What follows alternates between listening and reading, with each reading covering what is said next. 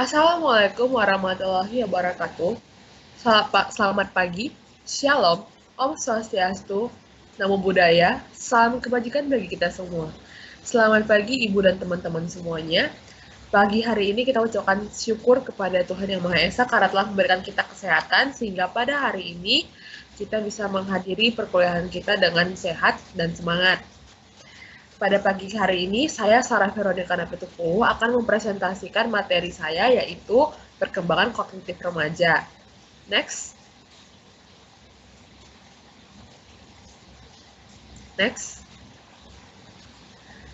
Yang pertama, kita akan membahas tentang teori Piaget. Jean Piaget lahir di Neuchâtel, sebuah kota kecil di Swiss. Piaget memulai karirnya sebagai seorang ahli biologi, khususnya tentang moluska atau kerang-kerangan. Lalu, ketertarikannya pada ilmu pengetahuan dan sejarah, ilmu pengetahuan diikuti dengan ketertarikannya pada keong.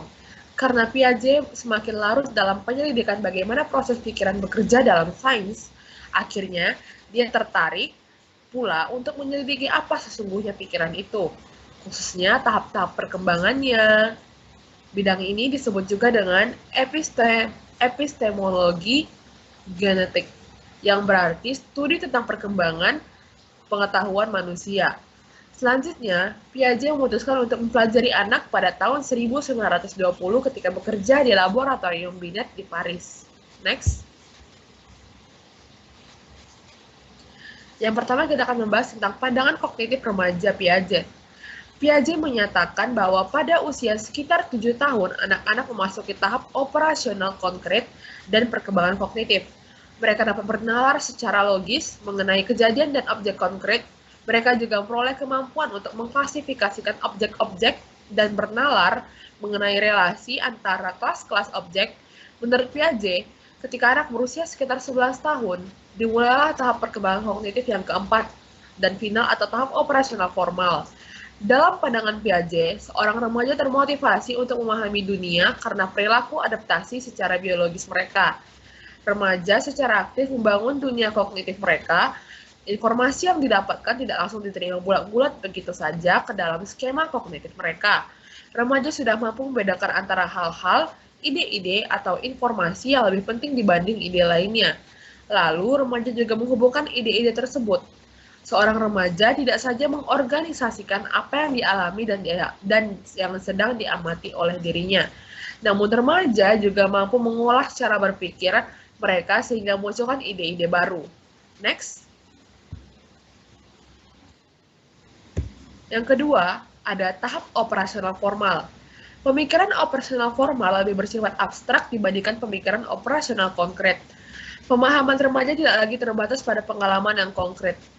Mereka mampu merekayasa menjadi seakan-akan benar-benar terjadi terhadap berbagai situasi ataupun peristiwa yang murni masih berupa kemungkinan-kemungkinan hipotesis atau proposisi abstrak dan mencoba bernalar secara logis terhadapnya. Kualitas abstrak di tahap ini pada remaja terbukti pada kemampuan mereka untuk memecahkan masalah secara verbal, di mana pemikir operasional konkret perlu melihat elemen-elemen konkret A, B, dan C agar dapat membuat kesimpulan logis yang menyatakan bahwa jika A sama dengan B dan B sama dengan C, maka A sama dengan C. Pemikir formal operasional dapat memecahkan masalah ini hanya melalui presentasi verbal. Indikator lain yang memperlihatkan kualitas abstrak dari pemikiran remaja adalah meningkatnya tendensi untuk berpikir mengenai pikiran itu sendiri. Seorang remaja berkomentar, "Saya mulai berpikir mengapa saya berpikir seperti yang tadi saya pikirkan. Kemudian saya mulai berpikir mengenai mengapa saya berpikir mengenai apa yang saya pikirkan tentang apakah saya. Jika hal ini terdengar abstrak, maka memang demikian dan hal ini merupakan karakteristik yang menandai meningkatnya fokus pemikiran dan kualitas abstrak pada remaja." Pemikirannya mengenai sifat dasar abstrak dari pemikiran formal operasional adalah pemikiran yang banyak mengandung idealisme dan kemungkinan, khususnya di awal tahap formal operasional. Ketika asimilasi mendominasi, remaja terlibat di dalam berbagai spekulasi mengenai karakteristik ideal kualitas yang mereka inginkan terdapat pada dirinya maupun pada orang lain. Cara berpikir semacam itu seringkali menggiring remaja untuk membandingkan dirinya dengan orang lain menurut standar ideal tersebut. Di samping itu, pemikiran mereka seringkali bersifat fantasi mengenai kemungkinan-kemungkinan di masa depan. Selain itu, Remaja juga berpikir logis. Remaja cenderung memecahkan masalah melalui trial and error. Remaja mulai berpikir sebagaimana seorang ilmuwan berpikir, membuat rencana untuk memecahkan masalah dan secara sistematis menguji solusi.